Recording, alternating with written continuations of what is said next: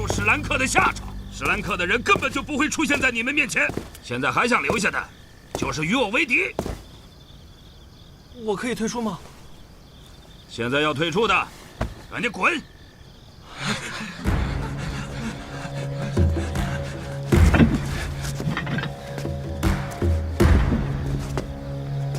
为什么杀他？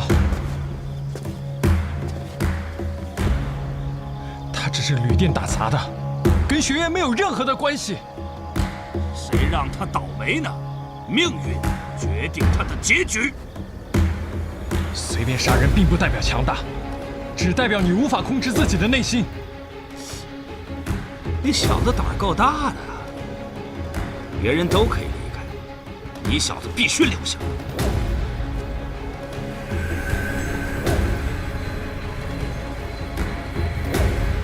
呦！现在的小鬼都不知死活吗？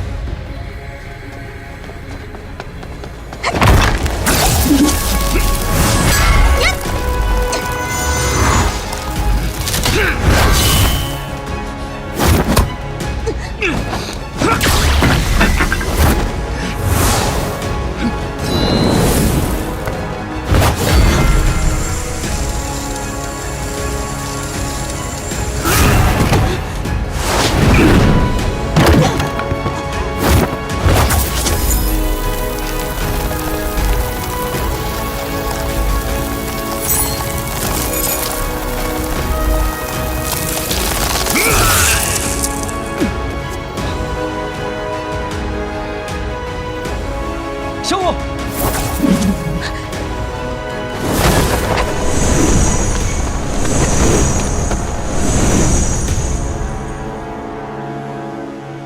速度会提升力量。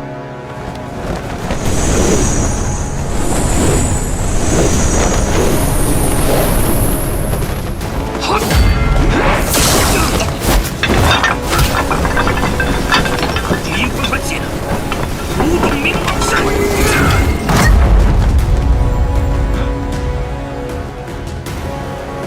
小五，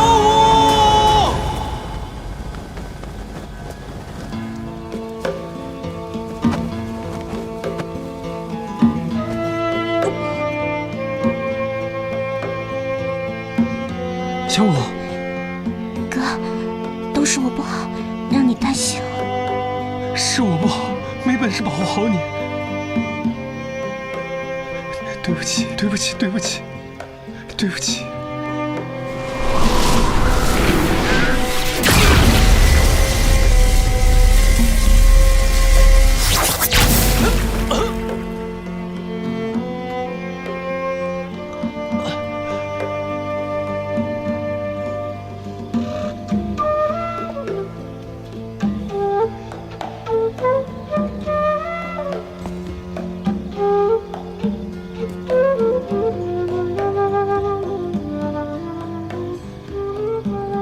如果隐忍是失去，这战就算死，我也要替我妹讨回公道。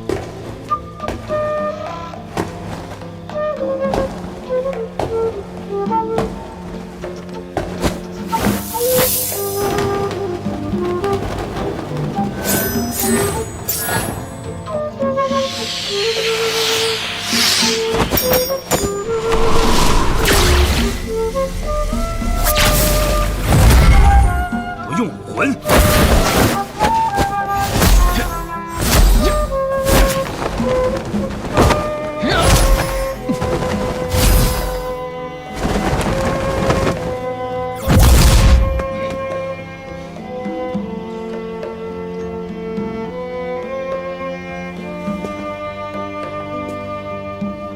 你用的这是什么手法？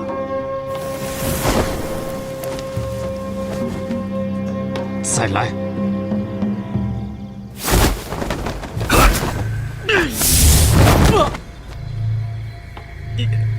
这是重力挤压，你最好别乱动。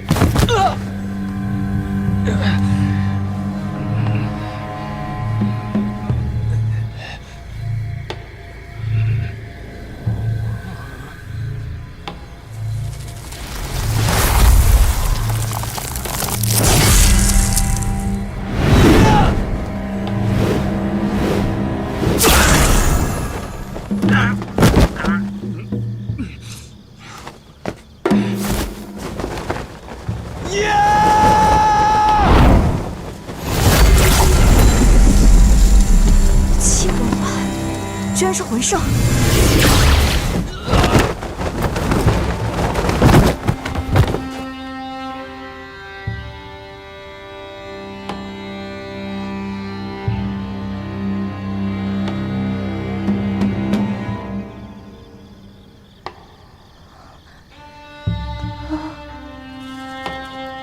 唐僧，你是谁？唐僧，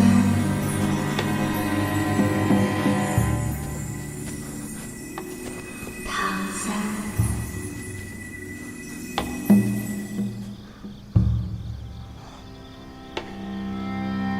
小五，你没事吧？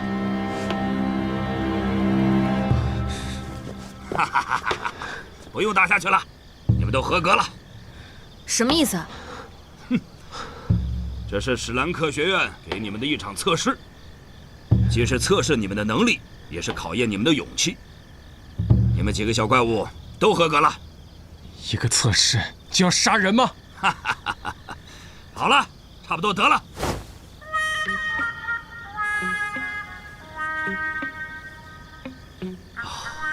是不是以为我真的死了？啊，死的真实吗？啊！哎，来，你不是已经……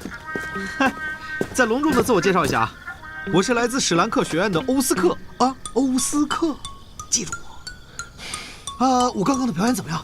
说说。听，啊，真实的哈。你知道为什么吗？因为我认真揣摩过自己的这个角色了。我还给自己这个旅店杂役的身份设想了一个完整的前史，他每句话该怎么说，每一个动作要怎么做，包括被杀时候的细节，我都想得非常的清楚，知道吗？我死的时候那个细节做得非常的认真，所以说细节才是塑造真实的基础，懂吗？听不懂你在说什么。没关系，艺术这个东西啊，我们入学之后还可以再交流。我对这个欧斯克，别说废话了。刚才跟赵老师交手的过程中，你用了2种手法，但都不是魂技。那是什么？我刚才用的确实不是魂技，只是我自己的一些小招式。史兰克从来不收旁门左道的人。唐三用的不是旁门左道，武魂对战，他却不用魂技，这难道不是作弊吗？唐三只有2魂环，面对7魂环的对手，当然要用一些特别的方法喽。武魂对战就要堂堂正正的，他就是作弊。哎，戴沐白，之前咱们定的规矩，要是能打倒我，就算通过入学测试。唐三他做到了，我们不能因为没见过他的手法，咱们就不让人家通过，对吧？所以，你们现在剩下所有的人，都算通过入学测试了，而且你们展现出的战斗潜能和战斗意识，都是怪物中的怪物，都很优秀。戴沐白，你和院长说一声，我先走了。哎，那个我要隆重的介绍一下，这位是赵无极老师，是我们史兰克学院最早几届的学生，也是我们学院曾经的老师。曾经的老师？由于学院资金短缺，已经发不起老师的工资了。不过入学测试，赵老师还会过来帮个忙。可能我长得像坏人吧？啊，没有，哈哈。你很不错，好好努力，史兰克学院不会让你失望的。哎，老师再见。老师再见。好了，回去休息吧，明天带你们去学院。走。我说过，我不是来入学的，我是来找你的，戴沐白。你害怕挑战吗？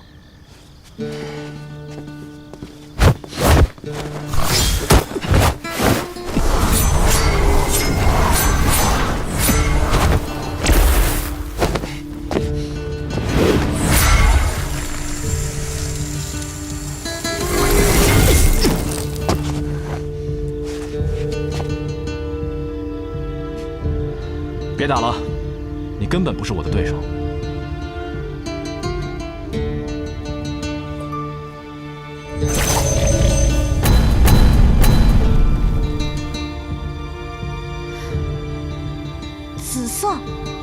魂环。三魂华魂钻，我亲手猎杀了千年金刚，获得第3魂环。白虎金刚变让我的战斗力和防御力成倍提升，当然，速度也一样。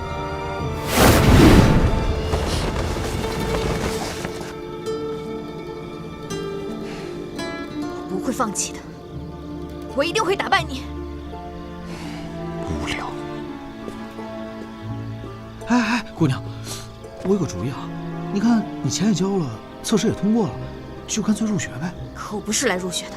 你这样想，入了学，我们大家天天都在一起，你随时都可以找戴沐白决斗啊。而且，戴沐白这么强，你说是为什么？为什么？这说明我们史兰克学院很厉害啊。等你入了学，你很快就可以打败他了。也对。那既然这样的话，你觉得你应不应该再交一份钱呢？可我不是已经交过了吗？下午交的那个叫报名费，然后你已经和戴沐白打过一次了。之后那个钱呢，叫做学费。你交了学费呢，然后老师才能教你东西，你才能提升自己，然后打败他。你说对不对？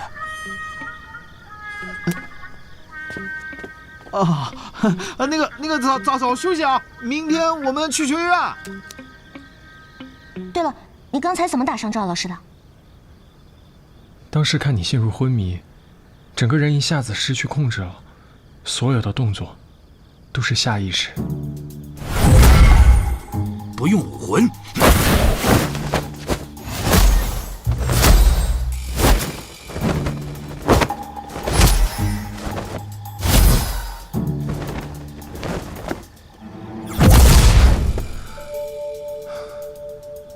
不过话说回来，我好像把玄天功跟武魂融合到了一起，没想到居然可以阻截对方的武魂运用。玄天功？就是玄天宝录的技巧之一，可以在体内加强气息。在玄天功的保护下，赵老师对我的武魂伤害好像有所变小，被他打了一掌，也没觉得特别疼。要不你再试试？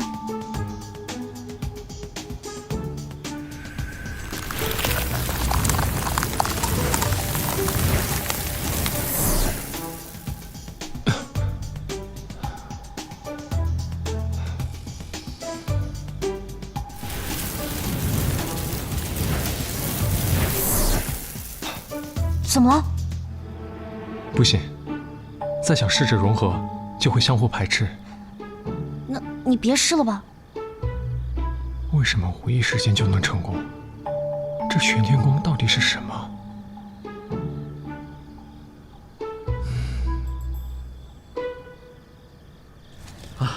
这下院长得赔多少钱？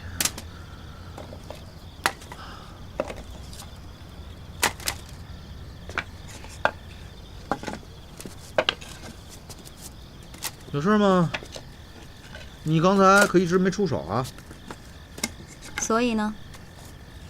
所以你不能算通过测试。这它不是钱的事儿，你知道吧？你们学院不是很缺钱的吗？这两码事儿啊。明天带我去学院，我要自己跟你们院长谈。啊？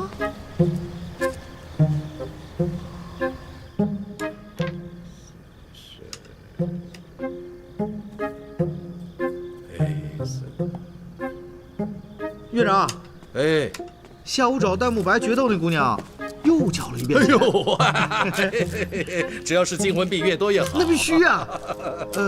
这个是那个没动手的姑娘交的钱，说要跟您亲自谈的。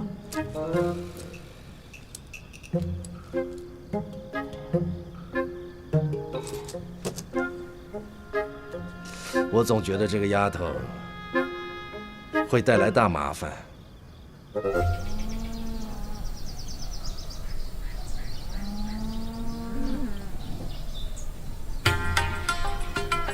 小清华，马上到了。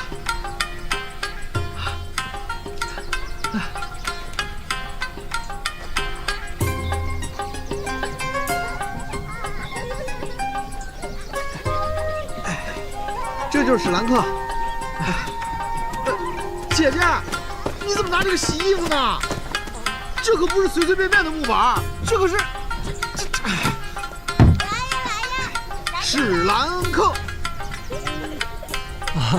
哦，啊，那这就是学院？对啊。啊？他们都是学生吗？这些都是普通村民。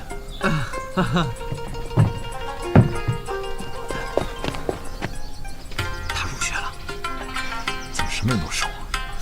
他通过了赵老师的测试，而且交了双倍的钱，没道理不收啊。这村子就是学院吗？啊不，应该说学院借住在村子里。那学院自己的校舍呢？没有。小心点啊，慢点。院长啊，啊，你就是院长？没错，我就是史兰克学院的院长兰德，仅代表学院全体师生欢迎你们的到来。全体师生，除了我们新生以外，好像就3个人吧？我们院长可是出了名的记仇，你死定了。学院没钱，所以就这条件了。具体情况回头细谈。慕白，看看那边有什么需要修缮的，带他们过去啊。好，跟我来吧。修缮？走啊！修什么？哎，你留下。哎，戴大哥，那姓胡那姑娘明显对你不一样啊！你真不认识她？不认识。你再仔细想想，你是不是忘了？之前院长不考虑收她，结果她又跟院长单独谈，还说能帮学院解决问题。你说她一个小姑娘能解决什么问题啊？咱们学院有什么问题吗？学院最大的问题就是某些学生太啰嗦。你这不是明摆说我呢吗？你说这姓胡的姑娘是来解决我的，她解决我干什么呀？再一个，为什么她看你的眼神不一样啊？你说她跟院长之前是不是就认识了？还有单独聊天？难道说她是院长失散多年的亲生女儿，现在终于找上门来了？这故事太离奇了！多棒的素材啊，戴大哥，多棒的素材啊！哇，这么离奇的话，你就得偷听啊。对呀，我得去偷听啊，我这就去啊！哎，他有病，别理他。真没想到，赫赫有名的怪物学院，居然藏在这么一个村子里。并不是藏，主要是这儿租金便宜。还不是因为你拒绝被招揽，才会处处受制。你知道的很多啊。史兰克学院恐怕是斗罗大陆上唯一一所不依附于任何势力的学院了。因为没人资助你们才这么穷。嘿嘿，穷是穷了点，总算还是自由的。我听说索托城城主要取消你们的办学资格，而且很快就要动手了。我知道你肯定想问我是怎么会知道这些的。我知道你是什么人啊，跟我来。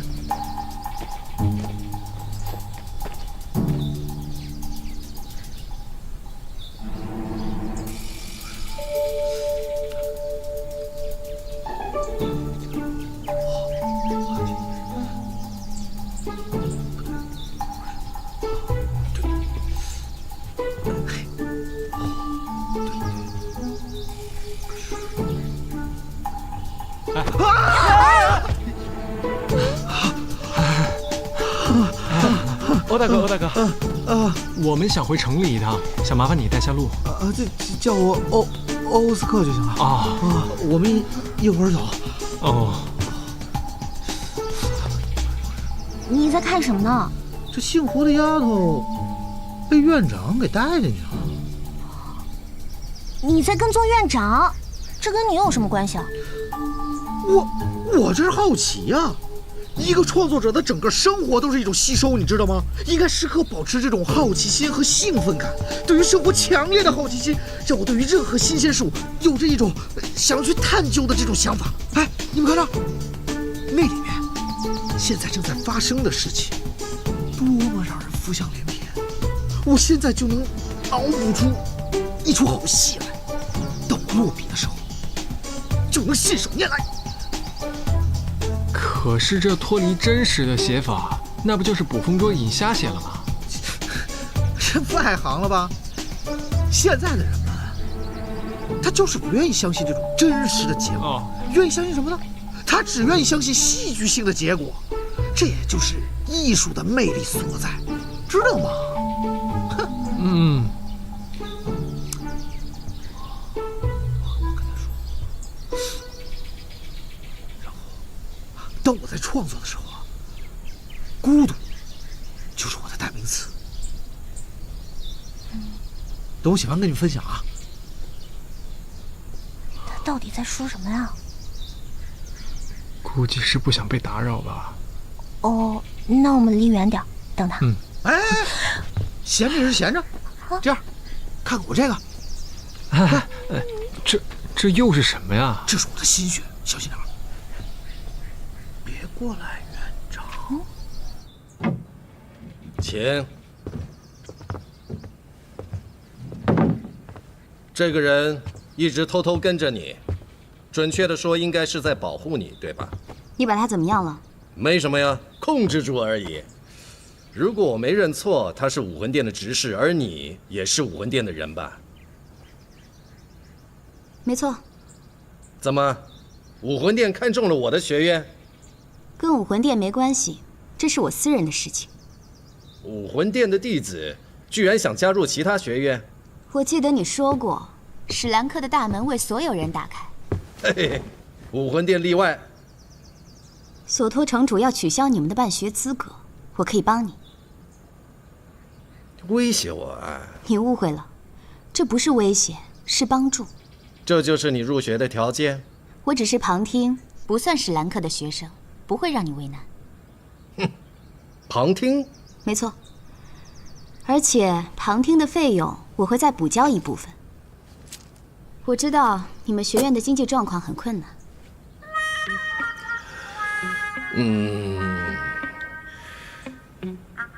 武魂殿拥有全斗罗大陆最好的魂师资源，你为什么要加入史兰克？我为了戴沐白。戴沐白，你跟他什么关系？现在没关系，以后就不知道了。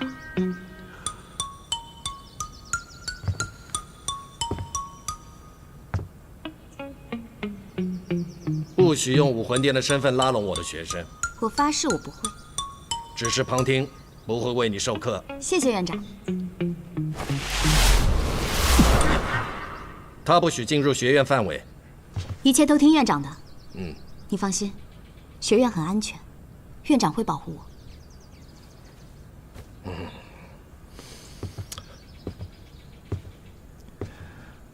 我会一直留在索托城，有什么事情直接找我。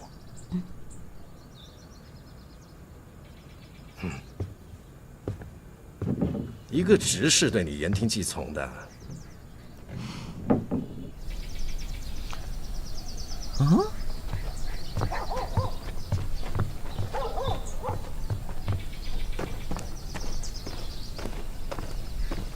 这个男的从哪儿冒出来的？是他。你认识啊？哦，他叫素云涛，是武魂殿的执事大人。我的武魂觉醒就是他帮我完成的。武魂殿这么复杂？哎，戏文怎么样？啊，怎么样？啊，这个就这个，我写的。我最大的愿望就是之后能当一个流动戏团的演员，表演着自己所写的剧目。我要把艺术传播到整个斗罗大陆去。如果真有那一天，死也值了。啊，不好意思啊，我冒昧的问一下，你应该也是魂师吧？对啊，但是我有武魂，不代表我非要当一个魂师啊！你们不觉得我的梦想更有意义一些吗？艺术啊，我的梦想是艺术啊！不好意思啊，我们不太懂艺术。哎，没事儿，在艺术面前人人平等。哎，你们说说我这戏文怎么样？挺好的。再具体点，你们想说什么说什么。其实这戏文真的挺好的，就是里面的坏人怪怪的，做坏事没有什么理由。我瞎说的。准确。我这个故事里面反派的目标和行动线是最薄弱的地方，没想到被你一眼就看穿了，厉害呀，唐三，专业的，对不对？啊，你别这样，我瞎说的。那就更厉害了，直觉才是艺术家最厉害、最致命的武器，你知道吗？哎，我们讨论一下反派的人物性格和诉求怎么样？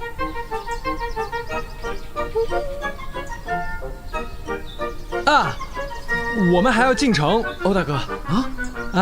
走，我带路，我们边走边说。好，小五，哎，你看我的这场戏精彩吗？我这个反转你发现了没有啊？他以为他知道事情是这样，好不好？你说。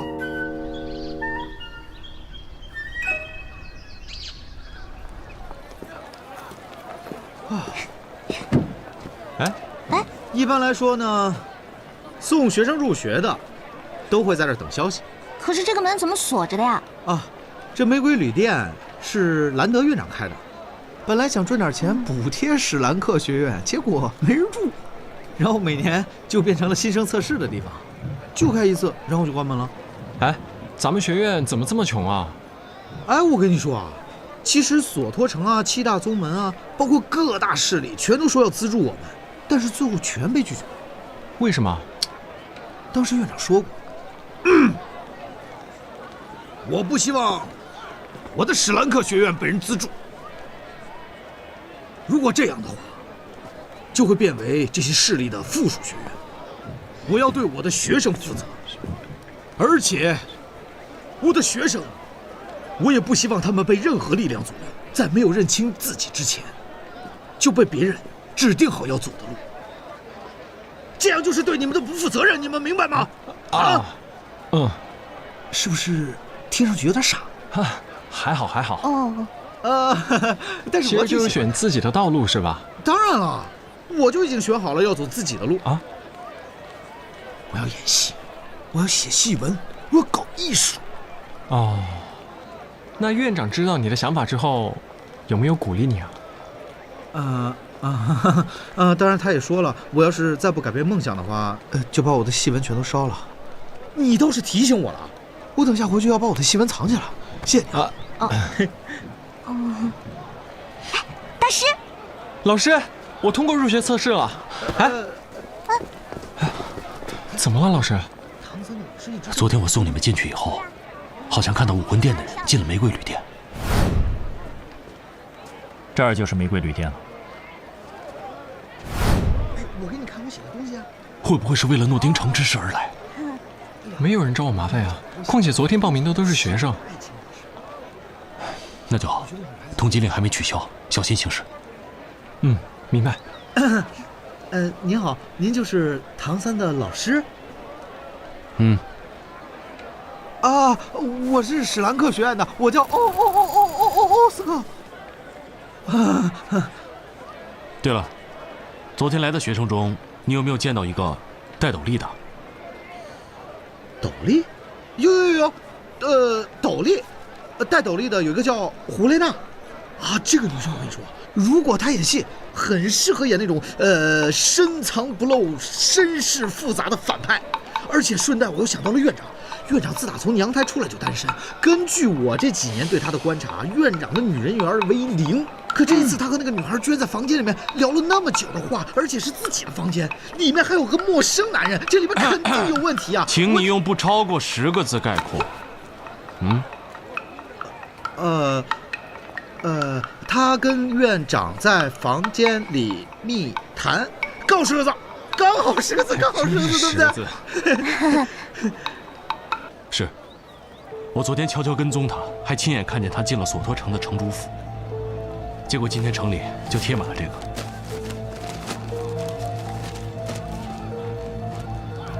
啊！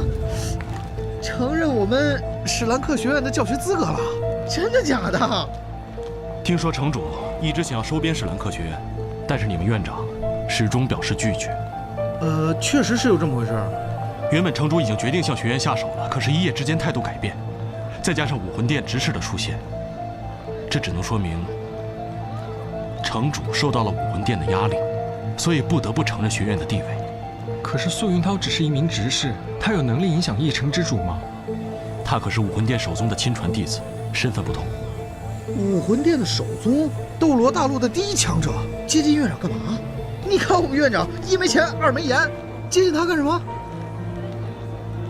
素云涛和胡列娜还在学院里吗？我们刚才出来的时候，素云涛已经走了，但是胡列娜应该还在。我还是不放心，带我去学院，我要找院长。好。大师，这个院长可以见，但是他这个人吧，脾气特别怪，你得有点心理准备。哼。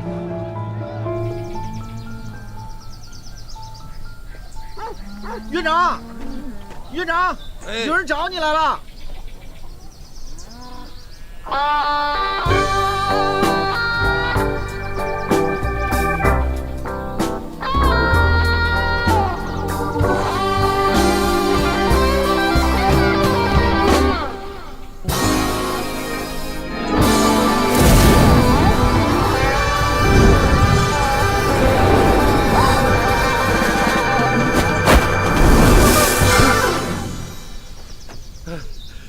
找你这么多年，一点音讯都没有，你跑哪儿去了你？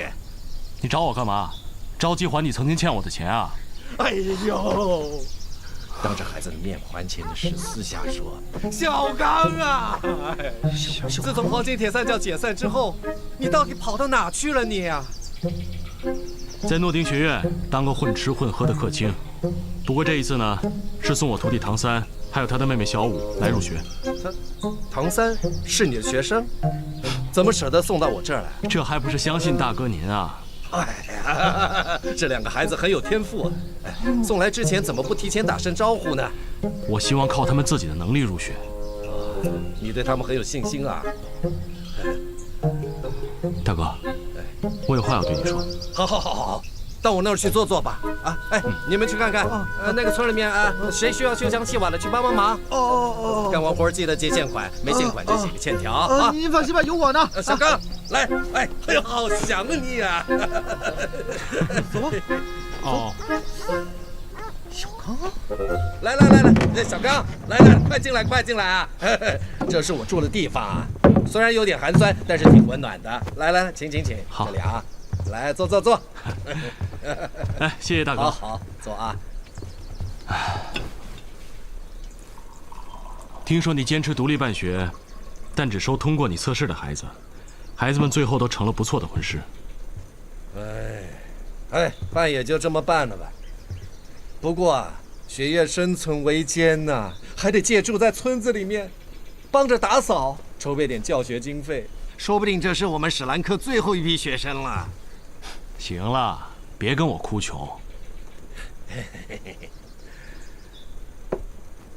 其实我挺羡慕你的，羡慕你自由的生活，在这里自由办学。羡慕我啊？羡慕我就留下来。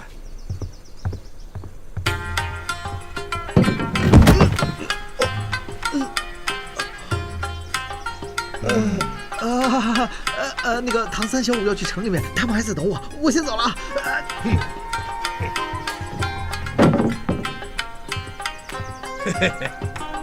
这臭小怎么回事啊？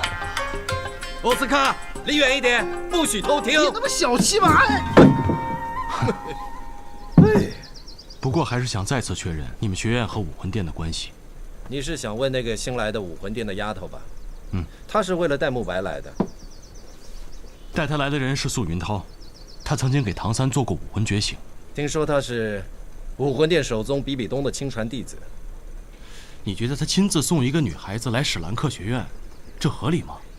这个你不用担心，史兰克跟武魂殿真没关系，跟谁也不会有关系。这次的入学测试啊，不只是那个胡列娜，还有个小丫头也是慕名而来的。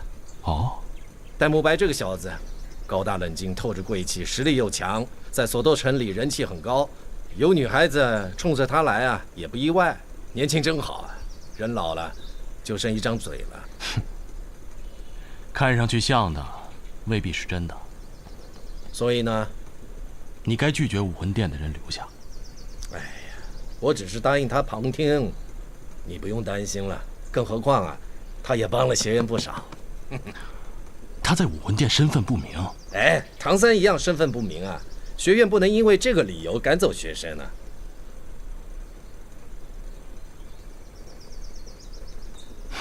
我留下。留在史兰克？你这儿也需要老师啊。学院没钱啊？我可以免费任职啊。我不占人便宜的。需要我求你吗？你这么做是为了唐三？我需要就近观察，确认那个丫头不会给唐三惹来麻烦。我从来没见你这么关心过一个人，以前也没有。他给我磕过头，认我做老师，我对他有责任。何况我答应过他父亲，要照顾他。他父亲什么人？哎，没关系。秘密这种东西知道的越少越好。只要你能够答应免费授课，嘿，我保证什么都不多问。哎，刚才你不还说不占人便宜的吗？哎呀，你又不是别人。坐，喝水啊。哎，怎么样？这些年来，晋升到几魂环了？还是双魂环？不可能吧？刚才我打你那一掌，虽然是试探，但是挺用力的，双魂环不可能接得住。还在研究武魂理论呢。提升实力的运行路线，最适合修炼魂力的环境，看着就可以。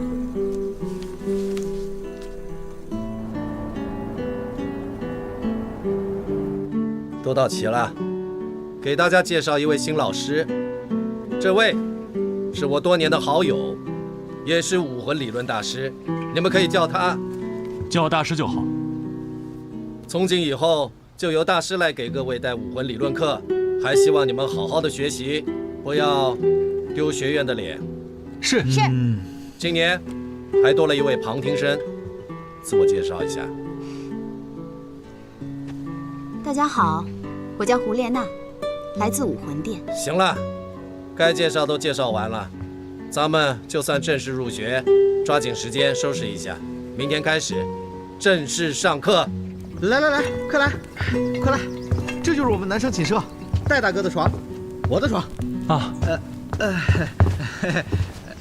剩下的你自己想。对了，小五住哪儿啊？旁边就是女生寝舍，但是学院有规定，男生不能骚扰女学员。行，那我睡这儿吧。行。哎，还有，我到现在都不敢相信，院长居然有这么英俊潇洒的朋友。院长可抠门了，我从小到大都没见过他有朋友的。你从小到大？他是我的养父。小的时候，只要我过生日，他就带我飞到天上去，带我去我任何想去的地方，让我看看这个世界有多大。后来我就想啊，等我有力量了，我就带他去他想去的任何地方。但是等到武魂觉醒的时候，我才发现我们的武魂不一样，我才知道我是被他捡回来的。那你的武魂是什么？也能飞吗？我的那个，他插上想象的翅膀，不就能飞了吗？对不对？哎，咱别说院长啊，说说大师吧。大师是几魂环？7魂环还是8魂环？难不成是9魂环？几魂环重要吗？这个当然重要了。院长是7魂环的魂圣，大师呢？几魂环？老师只有2魂环。这2魂环？让一个2魂环给我们上课，院长开什么玩笑啊？魂环的多少不能决定一个人的强弱。魂环不能判定，那你告诉我，什么能判定？老师的理论是全斗罗大陆最厉害的。所以你对付赵老师的招数，也是他教的？不是。那他教了你什么呀？就理论知识啊。理论？我来史兰克是学习如何变强的，不是来搞理论研究的。我真的觉得一个人光有力气是不够的，如果没有理论的支撑，是无法成为一个强大的魂师的。你说谁只有力气？唐三，老师，但是出来一下。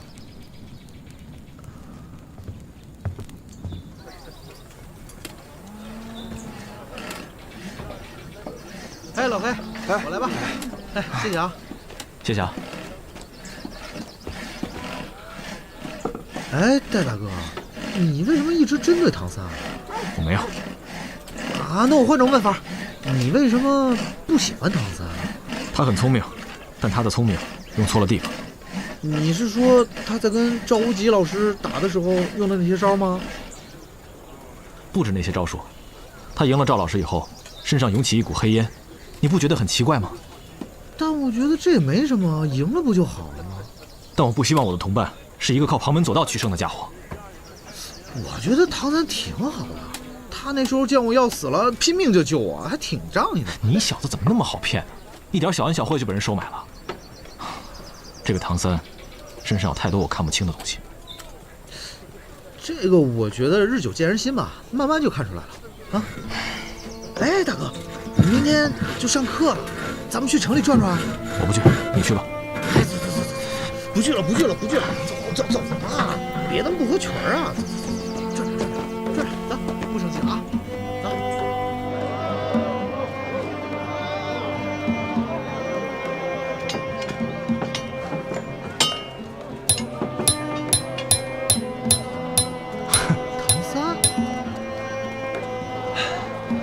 唐三，没想到你还有这本事。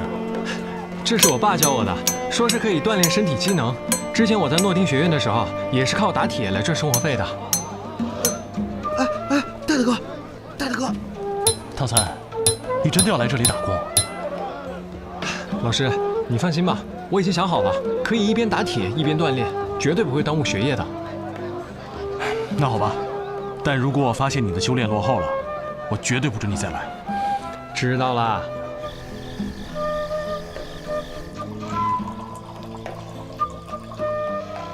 老人家，这是干什么？那可是80斤魂币，可不能就这么算了。这村子里闹饥荒，要不是你来救济我们呀，这恐怕都得饿死。我们都不知道该怎么报答你。你别老谢我，举手之劳而已，真的。那钱的事儿啊，我们再想想办法。钱真的不用还，不要提钱的事啊。哎呀，不行，这些粮食就足够了啊。我们一定会想办法的，一定会好好报答你。没想到这个小老头入学收的钱，是为了帮助穷人。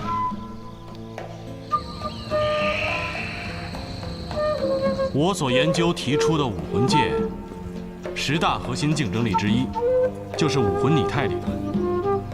植物武魂呢，未必就一定要吸收植物魂兽的魂环。那么兽武魂，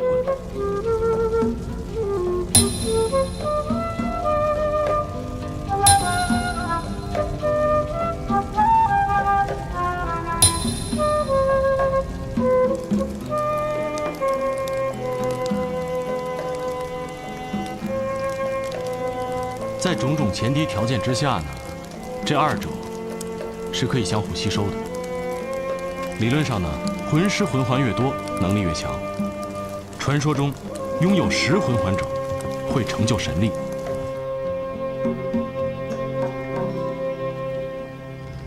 院长，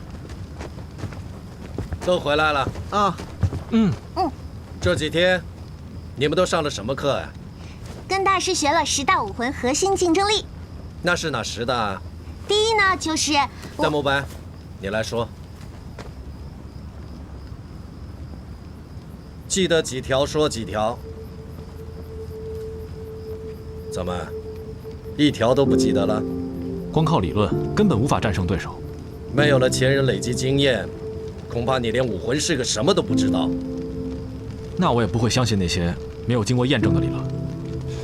老师的理论得到过验证，我的武魂是蓝银草，但是我却可以吸收曼陀罗蛇的魂环，这就是武魂拟态理论。我还是相信，只有经过刻苦努力的训练，才能获得真正的提高。至于那些什么拟态理论，让需要它的人去学吧。你们都回去吧。院长，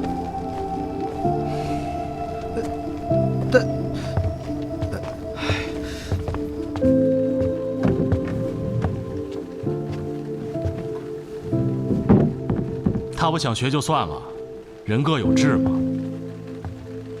这个戴沐白太骄傲、太自信了，这样下去对他没什么好处。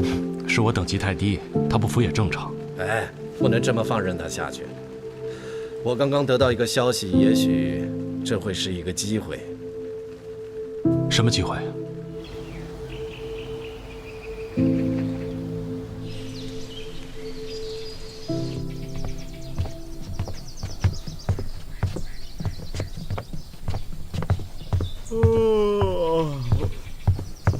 院长，今天是休息日，你这么早把我们叫过来干嘛呀？哦，是这样的，昨天呢，有一个商人来学院求助，他说呢，他在做生意的时候经过一个村子，在村子里面发现了一件非常可怕的怪事。他说这件事情如果不处理，他就不敢再走那条路了，所以委托我们学院代为调查。那这次你收了多少钱啊？哎，这不是钱的问题啊！我们身为魂师，有责任向求助的平民提供帮助，这一点你们要永远记在心里。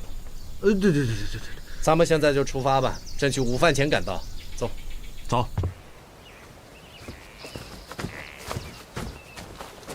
哎呀，唐三还有多远啊？我累了。好像还有一阵子，要不我背你吧？好，来。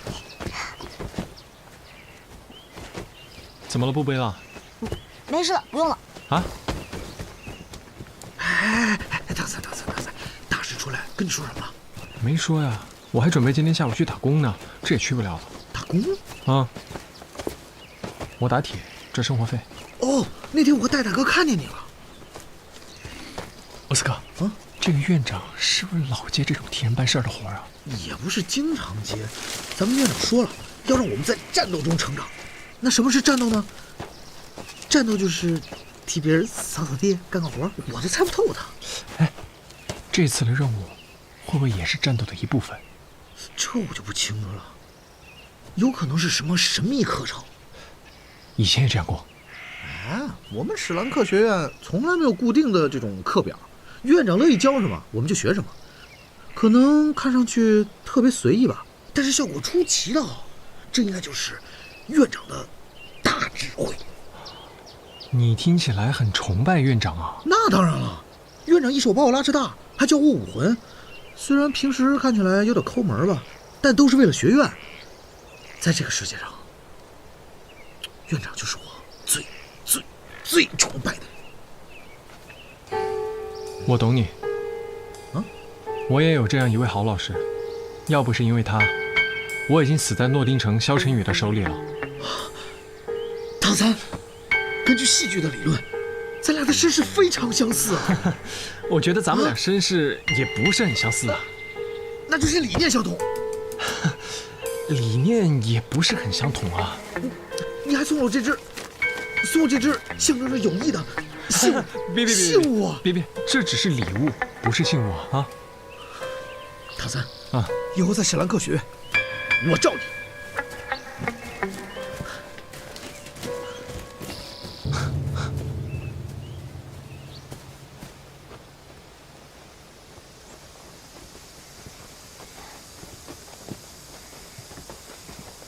怎么还不到啊？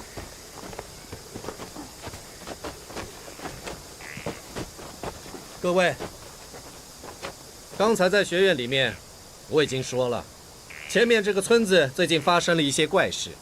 什么怪事啊？具体情况需要你们自己去问，答案也需要你们自己去找。这是你们第一次通力合作，希望你们能够学会彼此信任。我再强调一句，这也是你们的一次测试。结果如何将影响到你们在学院的成绩。这条路走到底，就进村了。你不跟我们一起啊？这是交给你们的任务，需要你们独立完成。好，走吧。好。走。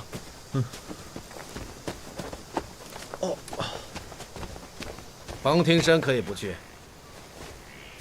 哎，我也可以当旁听生。可以啊，回去我就把你那些东西烧掉。院长说的对，我们要在战斗中成长。我还需要成长，我还需要战斗。等等，我愿意跟他们一起。但你记住，你只是个旁听生。好，我知道了，我不会给他们添麻烦的。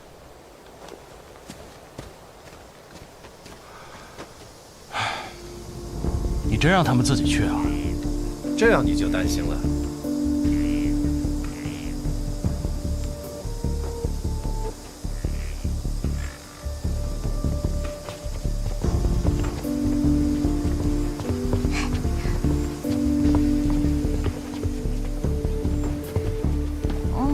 到现在我没有吃过一顿饭，又馋了。再坚持一下。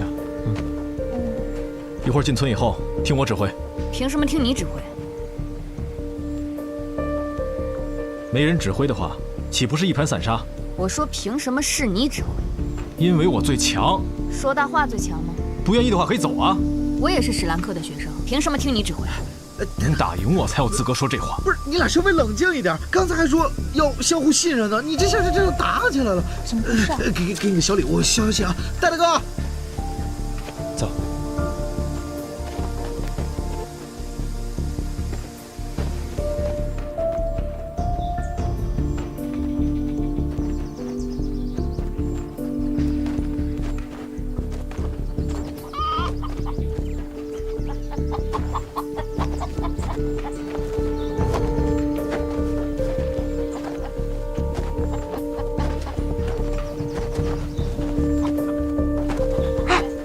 怎么了？你们有没有发现，这个村子里有很多鸡？怎么了？我以前也在村子里住过，村民确实会养一些鸡呀、鸭呀，要不然就是狗什么的。但是夜火村里只有鸡。这别人喜欢养鸡还不行吗？这有什么奇怪的？不是，你们看这地上，太干净了。干净又怎么了？希望没事。走吧，小五。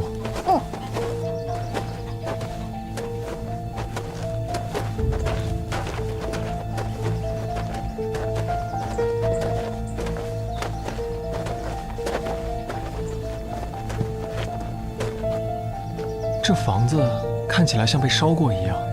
全部都烧完了，当时没有人灭火吗？奇怪啊！哎，你们看，房子周围的草都是绿色的，但是房子却烧没了。这看起来火好像被什么东西挡在了屋里，才没蔓延出来。你这么一说，是有些怪异啊。哎，戴大哥，这什么情况？找到村长再说。我现在的感觉真的不太好。为什么？我也说不清楚。你放心，只要有我在，我就一定会保护好你的。走吧。走。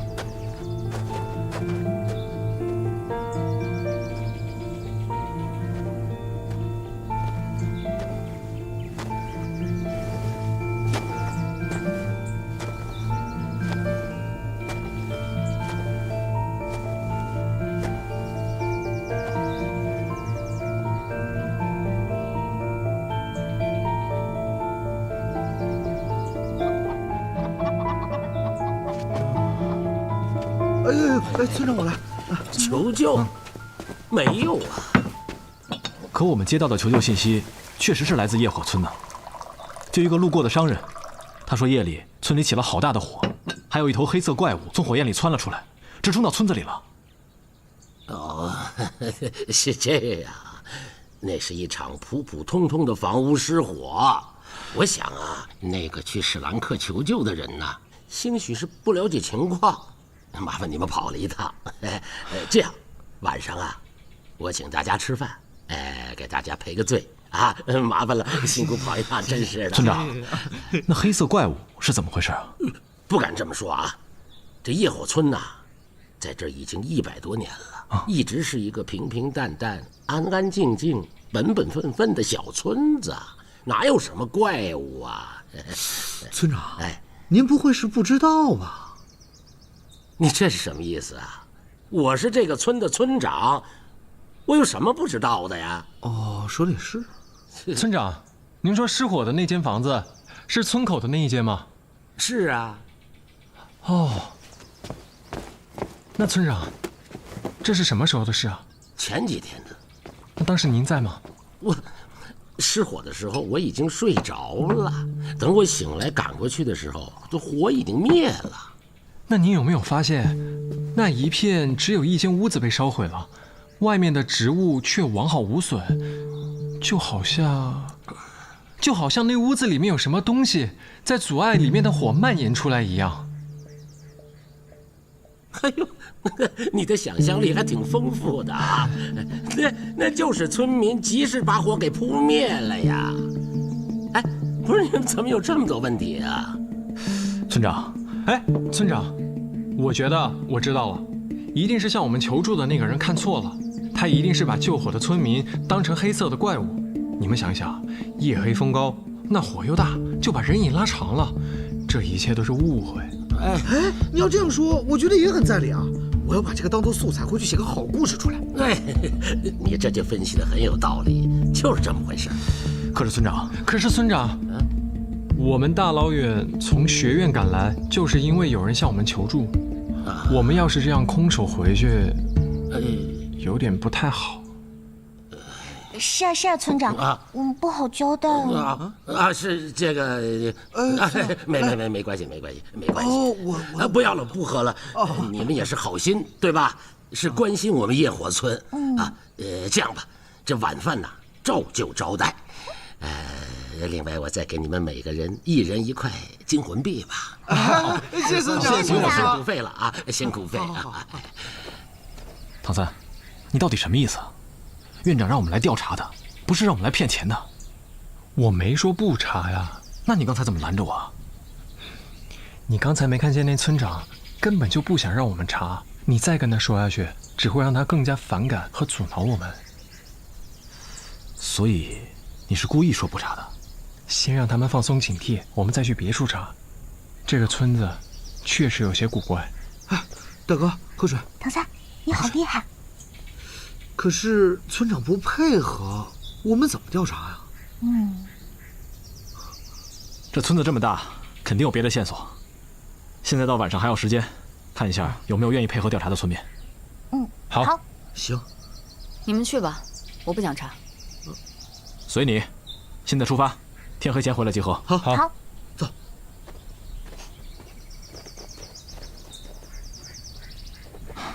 以后有什么事情，我希望你能提前跟我商量一下，毕竟我才是队伍的领导者。大哥，很多事情是没有办法提前商量好的。那就把计划再完善一点。你这样总是自作主张，只会让事情更加失控的。刚才的情况你也看到了，我根本没有。别解释了，去吧。不用去了，我已经问到了。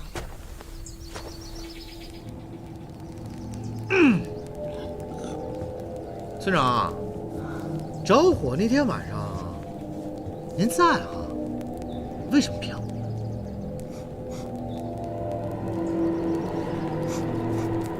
我不知道你在说什么。你们这儿村民都说了，怪物就在你们